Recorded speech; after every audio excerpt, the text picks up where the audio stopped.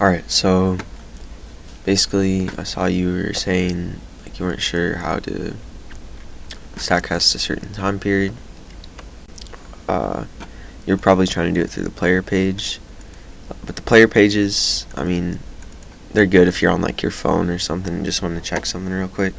But if you're at your computer, it's a lot easier to use the statcast search advanced. But I will go back really quick. You can sort of see time period. So these are basically like graphs, rolling expected WOBA. You can, select a season. It's like obviously Carp was hot like mid-season. This year he's been shit the past week. And you can change with stats, so like exit velo, hard hit, strikeout walk. Just really easy to comprehend graphs. But going back to the search, so let's say like you wanted Matt Carpenter, right?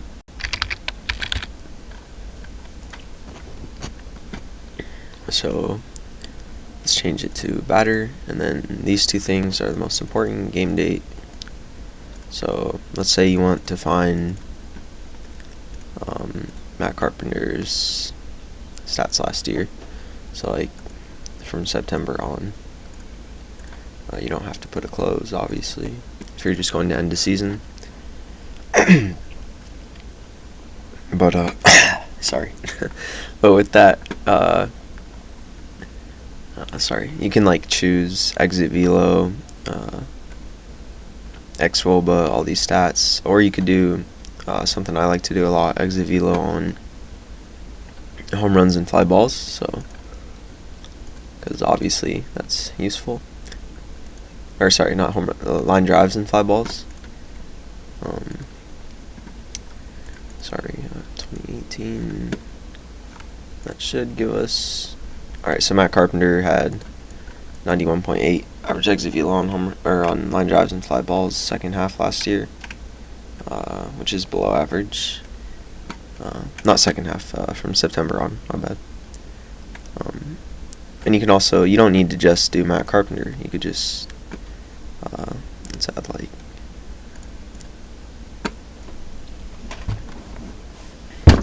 we can see for the whole league and just sort by who had the greatest.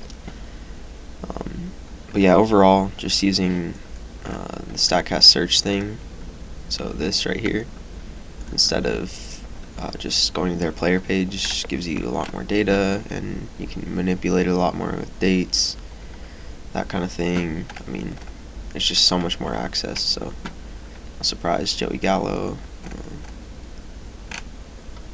Yeah.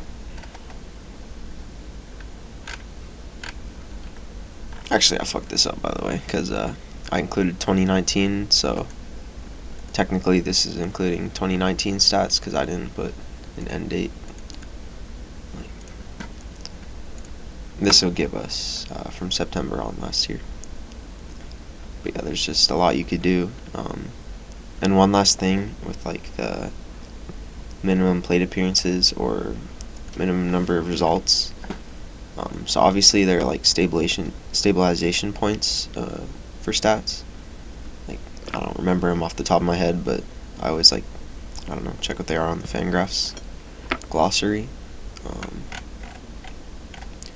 And sometimes like the stabilization point is like a weird number and it's not in here. But let's say you want it to have like 125, right? So instead of, let's clear that. Let's say you want 125 minimum number of results.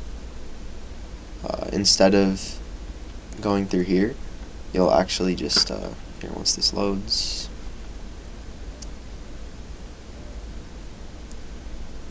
oh, it's not going to show anyone, because that's a lot of batted balls for a month. My bad. Let's say you want like 30. Instead of doing down here, you want to manipulate the URL.